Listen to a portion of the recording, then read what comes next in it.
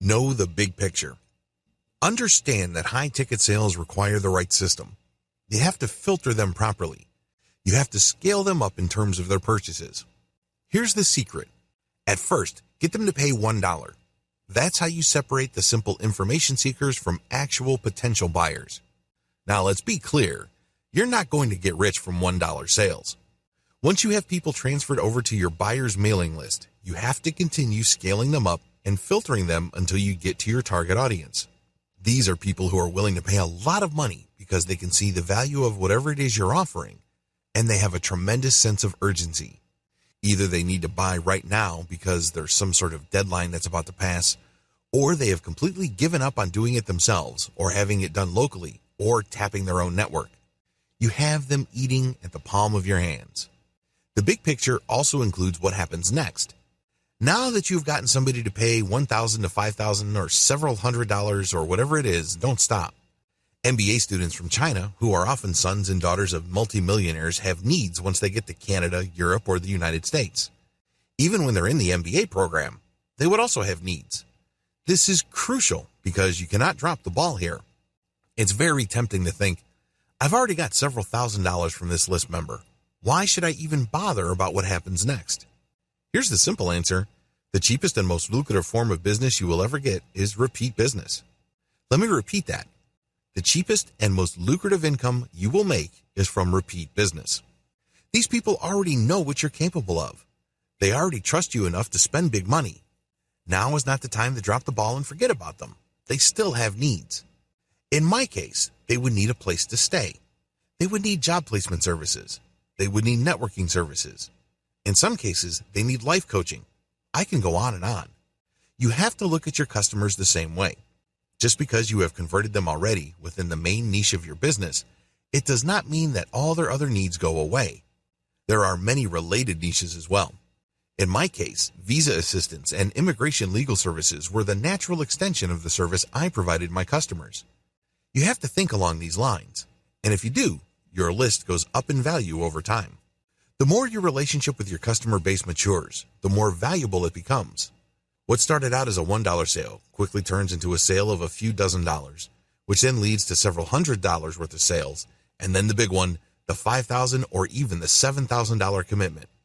After that, believe it or not, lies even more money.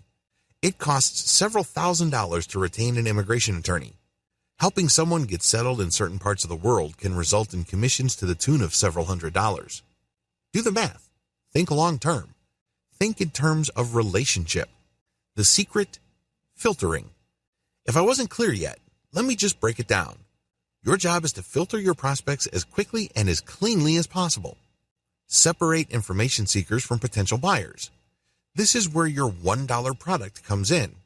You then separate low-value buyers from intermediate or long-term high-value buyers. These are people who are willing to buy immediately, but they will remain stuck at a certain low price. You can monetize these people by selling a book or an online course. You can safely segregate them in another mailing list. You can still make money off of these people, but please understand that there's going to be a ceiling. They are never going to level up like your big-time clients. For your big-time clients, think of the long-term, high-value, high-ticket funnel that I described above. The key secret you need to keep in mind. You must have a means of constantly communicating with higher-value clients. This is the key. Therefore, I insist that you build not just one mailing list, but several. Your mailing list must be segmented based on how quickly somebody wants to buy and the value of the things they want to buy. For everybody else, and I'm talking about information seekers who just don't want to spend money, you can set them up with a fairly short autoresponder series. If they don't convert by the 6th email or the 8th email, cut them from your list. Depending on your mailing list service provider, there's no need for you to burn a hole through your pocket supporting list squatters. Identify them and quickly delete them. For everybody else, work on converting them and pushing them higher and higher in the value chain. This is how you create a consistent flow of high-ticket sales. In fact, if you play your cards right, based on the system that I've described above, your mailing list goes up in value over time. The more mature your relationship becomes with your customer base, the more they trust you, and the more they're willing to buy a wide range of directly related and indirectly related products and merchandise. You must target the right client. In any kind of market, there will always be audience segmentation. It's easy to think that just because you are targeting insurance as a niche, you can automatically assume you will make a lot of money. On the surface, this seems very reasonable. After all, when you go to Google Keyword Planner tool and load up all sorts of insurance-related keywords, you get really high figures. It's not uncommon for an insurance-related term to pay $30 or more per click. What's not to love? But here's the problem. That market has many segments. Not everybody who looks for insurance online is ready to buy. Not everybody who is interested in buying an insurance policy is willing to pay top dollar. In fact, in many cases, a lot of people looking for insurance would rather pay the least amount of money or take out the cheapest type of policy possible. Welcome to the world of market segmentation. Audiences in what seem like lucrative niches have different needs. They tend to segment themselves. There are people who are willing to pay top dollar immediately. There are people who are willing to pay top dollar later on. There are people who are not willing to pay market rates and are always looking for a bargain, but they are willing to buy now. Finally, there are people who are very cheap and are willing to wait. Which of these audience members would it make sense for you to chase? This is not rocket science. It should be quite obvious. Always be aware of the differences between your target customers. Just because people are interested in the high-value niche you are targeting, it doesn't mean that all your visitors will convert. If this is your assumption, I would not be surprised if you continue to struggle. You're setting yourself up for a disappointment. You have to be aware of the differences between your audience members. And this is not just a simple matter of segmentation or being aware that this is going on. This must affect how you market using content and information online. People who are looking to pay top dollar immediately are looking for certain types of content. You have to address them a certain way. Different audiences need different marketing approaches. Otherwise, you may put yourself in the impossible situation of trying to convert a cheap customer with high-value material intended for top-tier customers. It all boils down to segmentation. This training is all about high-ticket sales. Accordingly, you have to be in the right high-value niche, and you must target people who will not hesitate to pay a lot of money almost immediately.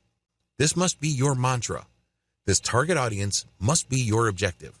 If you are in any way unsure or unclear about this concept, you will end up sabotaging yourself. Your marketing content may not line up with the psychology of high-ticket customers. You end up dropping the ball. Your sales conversion funnel may send contradictory messages that try to appeal to different types of buyers in your niche. Again, when you send such confusing signals, people would end up confused. Let me tell you a simple truth about online sales. When consumers are confused, they can be relied on to do nothing. I've seen this happen a million times before.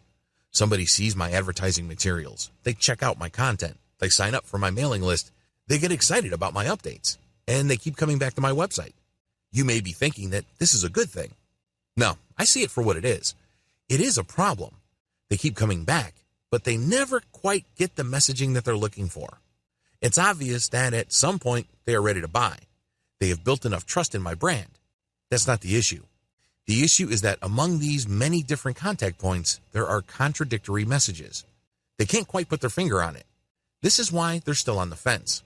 The sad situation I just described happens to a lot of marketers. I'm writing this training because I was able to overcome it. This is crucial. You have to target the right client. It all boils down to segmentation. Blow this and you are going to put yourself in a tough spot. Case study.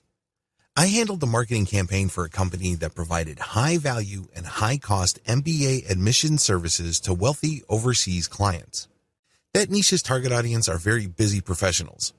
They don't have much time, and that's why they're ready, willing, and eager to pay thousands of dollars at a time for services that they need to get into the world's elite business schools. The first thing that these people are looking for is to determine whether you know what you're talking about. This means that you have to deliver information that establishes three things very quickly. First, you give information that filters your audience members. My target audience members are people looking to go to school abroad for an advanced degree. I don't waste time with why you should get an MBA. I don't waste time with how an MBA can improve your career. My target customers already know the answer. Instead, I wrote about the elite programs out there and how international students can cope with the system and how this leads to networks or contacts. Once I get their attention, they quickly know what I'm talking about because I mentioned statistics. I provided the kind of charts that you would expect in a business report. I speak their language. This builds trust and authority. I would then break down Chinese students' needs compared to other students with a special focus on professionals.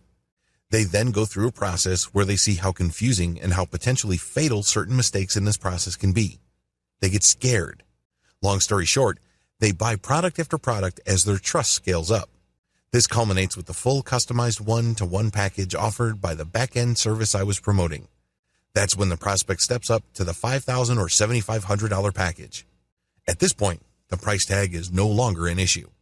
How come? I walked them through the process where they got so scared about dropping the ball or making a small mistake that they buy insurance. That's why I was able to convert these people like clockwork.